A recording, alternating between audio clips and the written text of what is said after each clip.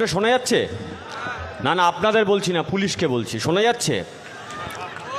আজকের আপনারা যারা এখানে নো এন্ট্রি করেননি, খাকি পোশাক পরে টেবিলের তলায় লুকিয়ে থাকেন, কান খুলে রেখে শুনে রেখে দিন। বাংলার মানুষ যদি 26-এ রায় দিতে পারে, এই পশ্চিমবঙ্গের মাটিতে, এই পাঁশকুড়াতে বিজেপি তৃণমূলের নো এন্ট্রি হয়ে যাবে। বাংলার মানুষ সেদিকে যাচ্ছে। কাকে আটকাবেন? কেন আমরা রাস্তায় নেমেছি? হসপিটালের মধ্যে কর্তব্যরত অবস্থায় একজনের ওপর শারীরিক মানসিক নির্যাতন হচ্ছে, তুমি পুলিশ, তোমার নাকের ডগায় হচ্ছে, তুমি কিছু করতে পারছো না কেন? লোকে বলে কিছু হলে চল থানায়, চল থানায় চল। আমরা বলি থানায় গিয়ে লাভ হবে না, যার গরু ধান খেয়েছে তার কাছে বিচার দিয়ে কোনো লাভ নেই। তাই রাস্তার লড়াই রাস্তাতেই আমাদের বুঝে নিতে হবে, আর লাল ঝান্ডা একমাত্র রাস্তাতেই বুঝে নেওয়ার হিম্মত, বুকের পাটা আমাদের আছে। বদলেছে কিছু? আরজি করের পরে যখন গোটা দেশ স্তব্ধ হয়ে গেল, ওদিকে সন্দীপ, আরজি করে, কসবায় মনোজ, পাঁশকুড়ায় জাহির।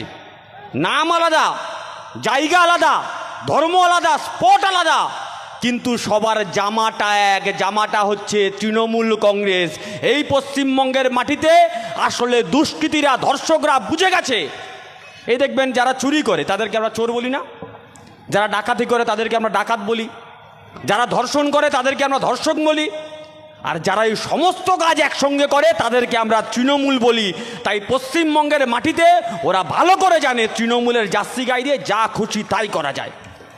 আমাদের গর্বের বাংলা, যে বাংলার মাটিতে মাথা উঁচু করে আমরা স্বপ্ন দেখতাম, সেই বাংলাকে প্রতিদিন এই তৃণমূল, বিজেপি, আরএসএস মিলে ভেঙে ছারখার করে দিয়েছে। যে বাংলাকে নিয়ে আমরা গর্ব করতাম, যে বাংলাকে নিয়ে জীবনানন্দ দাশ কবিতা লিখেছিলেন, বাংলার মুখ আমি দেখিয়াছি, তাই পৃথিবীর রূপ খুঁজিতে যাই না আর। আজকের আমাদের দুর্ভাগ্য, যদি 2011 সালের পরে জীবনানন্দ দাশ জন্মাতেন তাহলে তিনি অবশ্যই কবিতা লিখতেন, বাংলার চোর আমি দেখিয়াছি, তাই পৃথিবীর চোর খুঁজিতে যাই না আর। গোটা পশ্চিমবঙ্গটা চোর, তোলাবাজি, ধর্ষক, লুটেরাতে পরিণত হয়েছে। তাই আমাদের সামনে কঠিন চ্যালেঞ্জ, এই বাংলাকে বাঁচানোর লড়াই। আর এই বাংলাকে বাঁচাতে পারে এই ভুখা পেটের লাল ঝান্ডা, সেই লাল ঝান্ডা আমাদের তাগাদ দেয়। তাই কমরেডদের কাছে অনুরোধ, আসুন এ বাংলাকে বাঁচাই, এ বাংলার যুবককে বাঁচাই, এ বাংলার স্বপ্নকে বাঁচাই। সেই বাঁচানোর আহ্বানে আপনারা সবাই আমাদের সঙ্গে আসবেন।